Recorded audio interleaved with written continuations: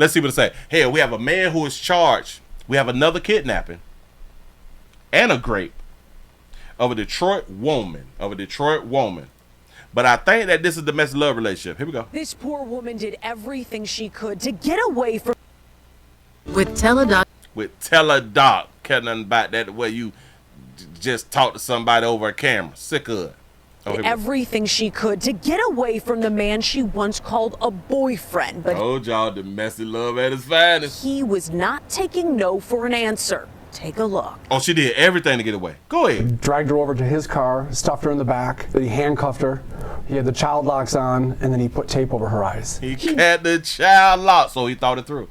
He had the child locks on. He thought it through. Drove 60 miles south to his Toledo home where he raped his ex, holding her captive. Do y'all believe that you could have been thrown into the back seat on the passenger side with the child locks locked, and then he would have had to go on the driver's side to get in the car? Do y'all think that y'all would have still been like in the back of the car?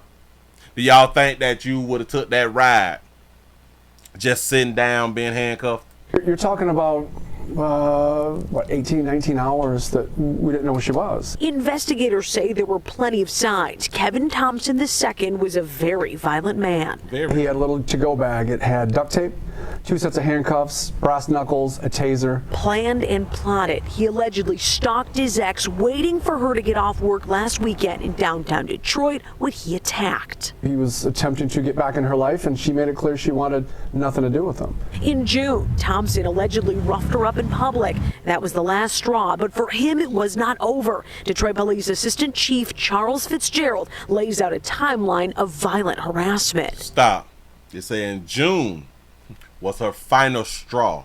See, when we use that word final, we know that there was some shit that came before that one. Domestic love at its finest. Got into her building, knocking on her door, running down to the steps and hiding. So he is inward knocking. Remember that y'all used to do that right there? He would knock. He played too much.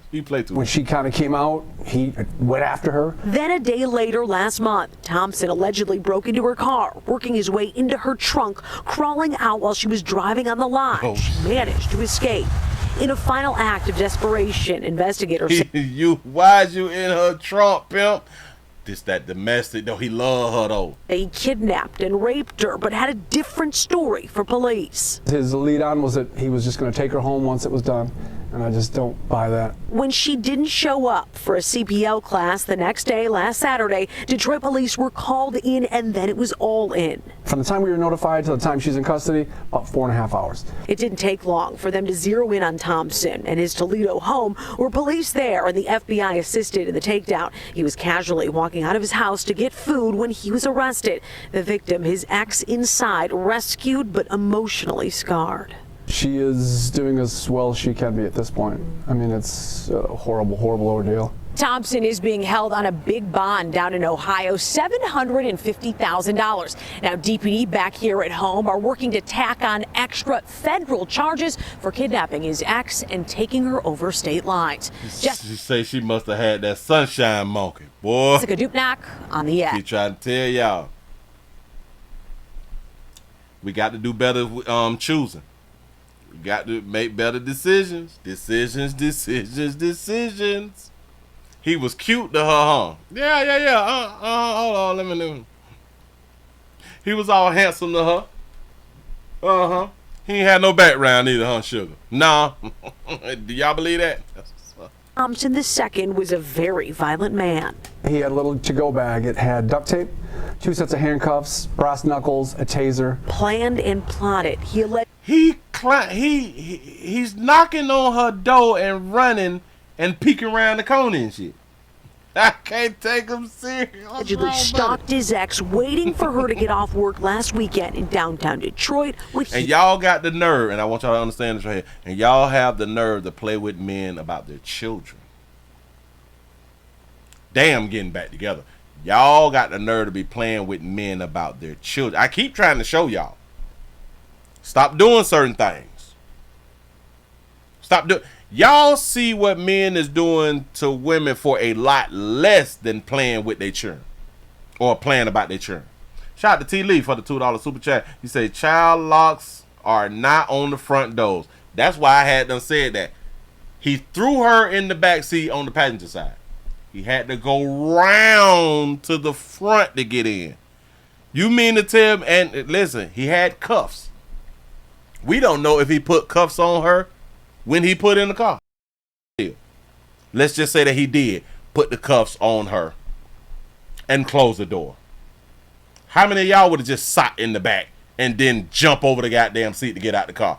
I can't take y'all serious, man. Attacked. I promise you I He can't. was attempting to get back in her life, and she made it clear she wanted nothing to do with him. In June, Thompson allegedly roughed her up in public. That was the last straw, but for him it was not over. Detroit Police Assistant Chief Charles Fitzgerald lays out a timeline of violent harassment. Got into her building, knocking on her door, running down to the steps and hiding. When she kind of came out, he went after her. Then a day later last month, Thompson allegedly broke into her car, working his way into her trunk, crawling out while she was driving on the lot. This boy here bad. Boy, that's a bad boy right there. He hide in the trunk. It's fucking in the trunk. About that monkey. Ladies. Whoo, ladies. He say, is this a skit? You know what I'm saying? Like, whoo, ladies. The only advice that I can give y'all is the advice that you all are going to use. Watch this. Keep doing what you're doing, sugars.